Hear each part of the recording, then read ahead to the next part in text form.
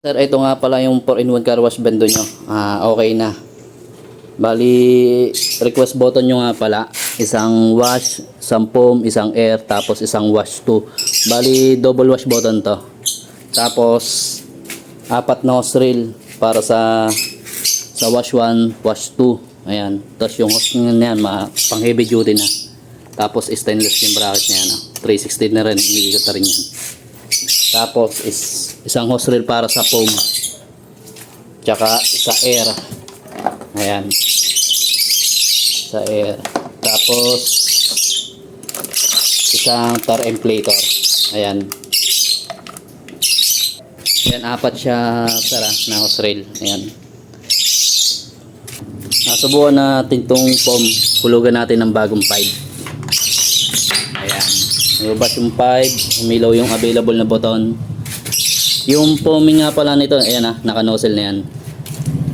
Buwan natin. 40 seconds nga pala sinet ko yan.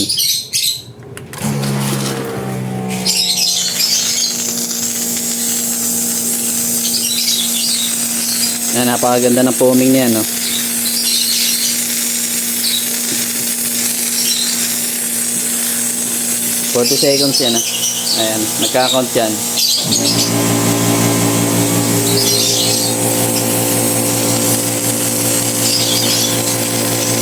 Yung foaming machine ng 4-in-1 car wash bed natin, napakaganda yan guys. Foaming talaga yan.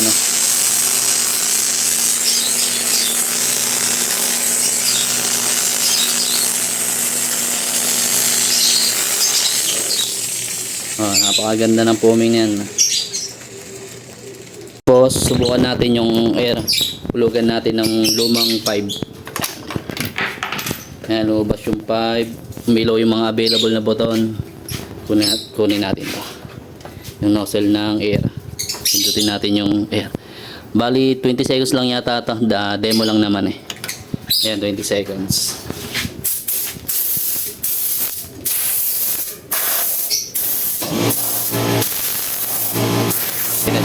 Wala na. Tapos yung hose ng tar inflator, hulugan uli natin yung air ng 10. Yan, bagong 10.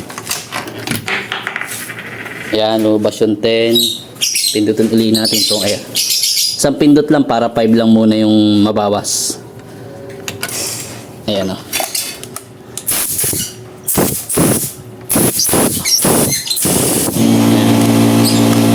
Tar inflator yan guys ha.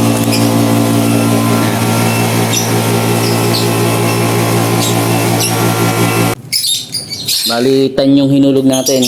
Umiilo pa yung mga button. Pwede nating pindutin itong pindutan ng check balance. Ayan. Makikita nyo may 5 pa yan. Ayan.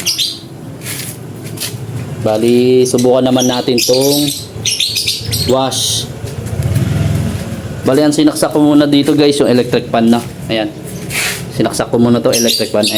Ala tayong yung pressure washer ko di ko nalagyan ng langis. Kaya electric fan muna. Sinaksak ko na. Sasaksak lang naman dito yan guys. Ayan. Sasaksak lang naman yung pressure washer dyan. Ito saksakan ng wash 1 tsaka wash 2. Kaya kapag double wash button yung pinagawa nyo, kailangan din dyan dalawang pressure washer na. Tag-isa sila. Ayan, na. Pindutin natin itong wash 1. Ayan, makikita nyo under yung electric pan yan. Ayan. Mandar. 20 seconds lang muna, demo lang naman eh. Ayan, maandar yung electric pan.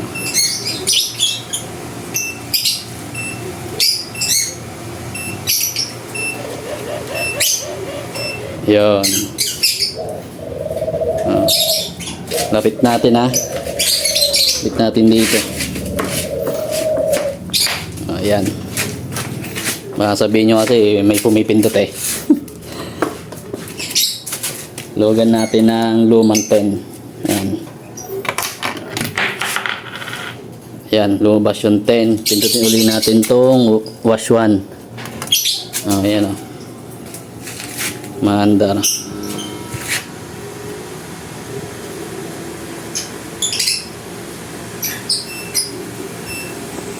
20 seconds lang muna guys kasi demo lang naman.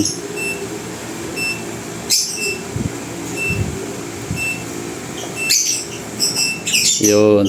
Tapos na. Minto na yung electric fan. Yan.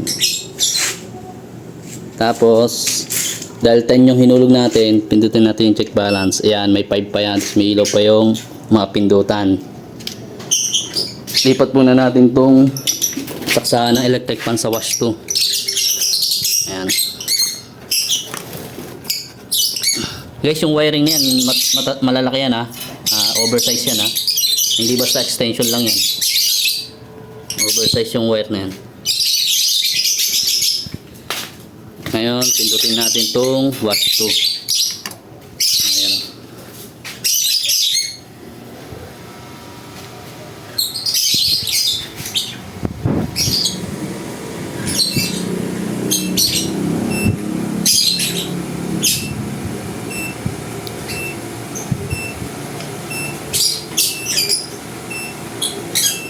Yun. So, gamitin ng sabay-sabay ha. Pindutin natin tong wash. Ayan, mandari electric pan oh. Sunod naman tong foam. Tsaka air. Ayan.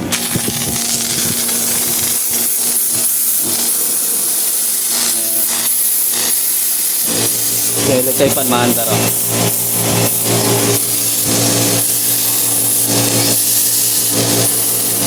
Pwede siya sabay-sabay guys ha. Pwede sabay-sabay gamitin yan. Ayan, natapos na yung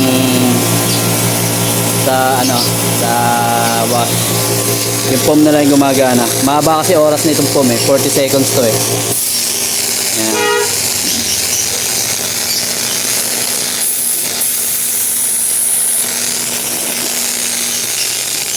Ayan. Okay na to sir ha. Pwede na natin to ipa-ship. Ayan. 4 na hose reel. Isang air.